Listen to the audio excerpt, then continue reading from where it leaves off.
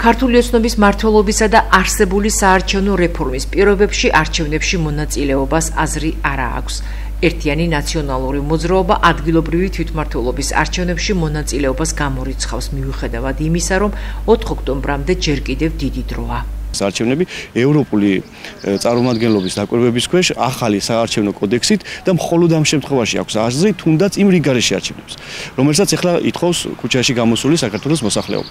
და რაც შეეხება კანონით დადგენილ შემოდგომაზე ადგილობრივი თვითმმართველობის არჩევნებს, რა თქმა უნდა, იქამდე დრო დიდია, თუმცა გეტყვით, რომ პირად ჩემს მოსაზრებას გეტყვით, რომ არანაირ არჩევნებში შესვლას ქართული ოცნების მმართველობის პირობებში და მათ მიერ ჩატარებული ელექტრონული ცრუ არჩევნების პირობებში აზრი არ აქვს.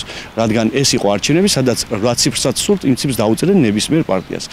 თვითმმართველობის არჩევნებში მონაწილეობის თაობაზე საუბარი პარტია გახარია საქართველოსთვის აქტუალური არ არის, განსაკუთრებით იმ ფონზე, როცა ქვეყანაში დღის წესრიგში ახალი საპარლამენტო არჩევნების დანიშვნისა და აქციების დროს დაკავებულთა გათავისუფლების მოთხოვნით საპროტესტო ტალღა არ ცხრება.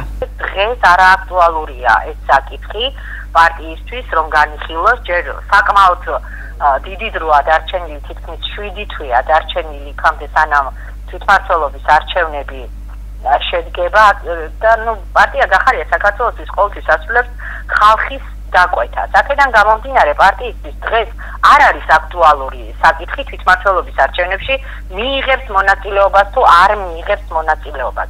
ბევრად უფრო მეტი საქმეა დღეს გასაკეთებელი, ვიდრე იფიქრო მიიღებს თუ არა მონაწილეობას თვითმმართველობის არჩევნებში. საარჩევნო რეფორმა და ახალი საპარლამენტო არჩევნებია მთავარი პროცესებში ჩასართავად ლეიბორისტული პარტიისთვისაც, რომელიც 26 ოქტომბრის არჩევნების შედეგად საპარლამენტო მანდატების გარეშე დარჩა. ძირითადი აქცენტი ჯერ უნდა გაკეთდეს საპარლამენტო არჩევნებზე, საპარლამენტო არჩევნები უნდა ჩატარდეს ობიექტურად, არათუ ამათი დათვლებით. როგორც ჩვენთვის ცნობილი არჩევნებს ვინც ითulis ის იგებს და სულად ისე გააკეთეს ამათ თუგინ აი მე ელექტრონული სისტემით ჩატარებულ არჩევნებს და არავითარი აზრი არ ექნება ადგილობრივი მმართველობის არჩევნებს თუ ისევ ამ ცენტრალურმა საარჩევნო კომისიამ და ისევ ამ ეგრეთ წოდებულმა ხელისუფლებამ გააკეთა. ძალიან კარგად გვახსოვს 2010 წელს ლეიბორისტული პარტიამ ადგილობრივი მმართველობის არჩევნებს გამოუცხადა მაშინ ბოიკოტი და არც ერთი გვერდით არ დაუდგა. მარტო ლეიბორისტული პარტია დარჩა ესე რომ თქვა არჩევნებს გარეთ და მაშინაც რო გაეკეთებინათ. ამასთან შედარებით უფრო სხვანაირი სიტუაცია იყო, მაგრამ მაშინაც არ იყო კარგი სიტუაცია და დღეს უკვე ისეთი პოლიტიკური ვითარება არის და პოლიტიკური სიტუაცია არის, ქუჩაში დაждდებენ უკვე თუ იმ გადაიარა ქუჩაზე იმას აჯარიმებ. ლეიბორისტული პარტია ყოველთვის აკეთებს იმას, რაც გასაკეთებელია და რაც კი ქართულ ხალხს წაადგება, ყოველთვის გააკეთებს იმას და თუ კი საჭირო იქნება, ლეიბორისტული პარტია უარს იტყვის ადგილობრივი მმართველობის არჩევნებზე. ქართულ ოცნებაში კი აცხადებენ, რომ არსებითი მნიშვნელობა არ აქვს, მიიღებს თუ არა მონაწილეობას ოპოზიცია არჩევნებში.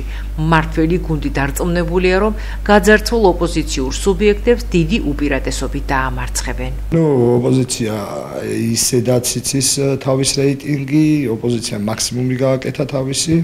26 ოქტომბერს, 26 ოქტომბრის შემდეგაც მაქსიმუმი გააკეთა, ყველანაირად გაშლებულები არიან, მნიშვნელობა არ აქვს. შემოვა თუ არა ოპოზიცია, ეგრეთ წოდებული ოპოზიცია არჩევნებში,